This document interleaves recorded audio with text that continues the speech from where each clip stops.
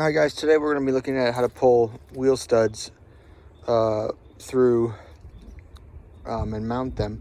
Alright, so you're going to need, I like using new, just everything's easier when it's new, right? Alright, we got a new rotor. This is off of one of the 90s Suburbans here, right? So anything 90s, K2500, K4500, 3500, and this Burb is technically a 1500, but any of the 90s four-wheel drives 3/4 ton and up are going to use this kind of braking system where the hub,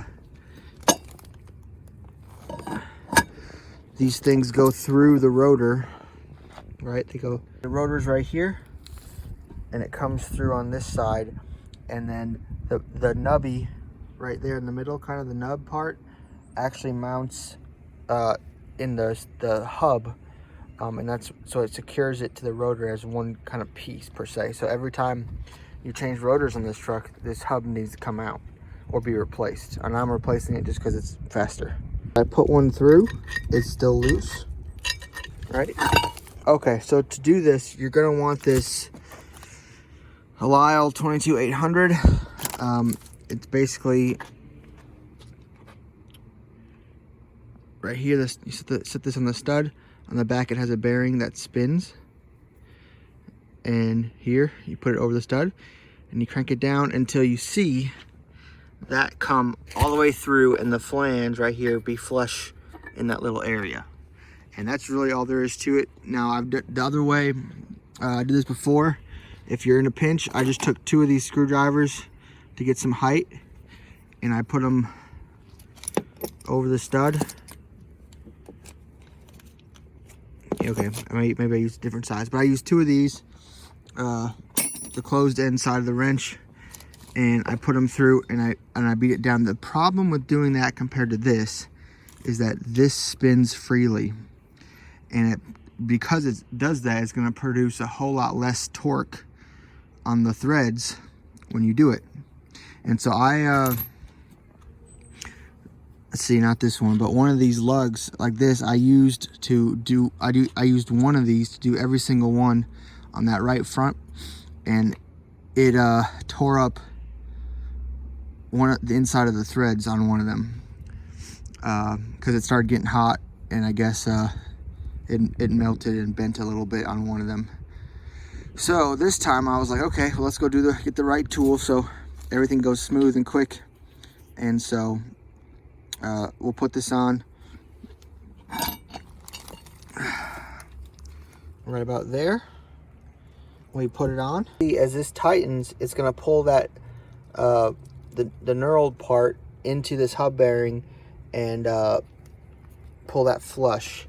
And I can already tell to do this, that's it feels so much less stressful than it's gonna be easier on the actual lug nut, or the actual wheel stud and the lug nut, using this tool versus doing the other way I did it. So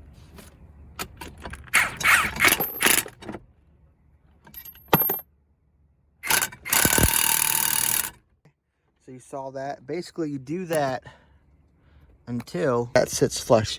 As you see, we got just a tad bit more. That should be good right there. Now I gotta do 8 more.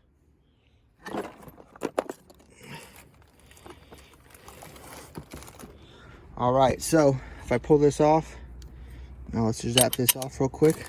Now be careful, I don't want to do it too tight. You don't want to hurt nothing either.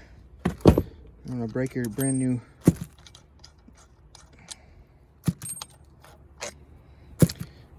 There we go.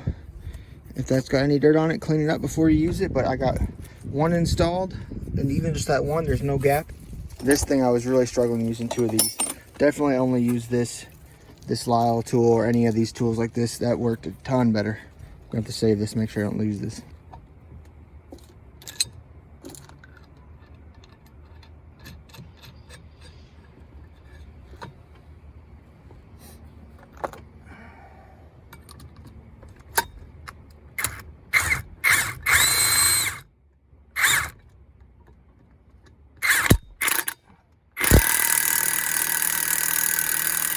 So it looks like none of them are completely all the way in yet. As you can see, This one's getting real close as the knurled part's not even in the rotor anymore. I don't know if you can see that or not. But basically I'm gonna do all these and then probably go behind with you know, a big sledge and just give each one bump and then finish them off with the gun. But that's all there is to it, really. It does take some time and it is noisy if you live in an apartment complex or doing this in the parking lot or whatever. Just make sure you know, it's gonna make some noise. There's no quiet way to do this.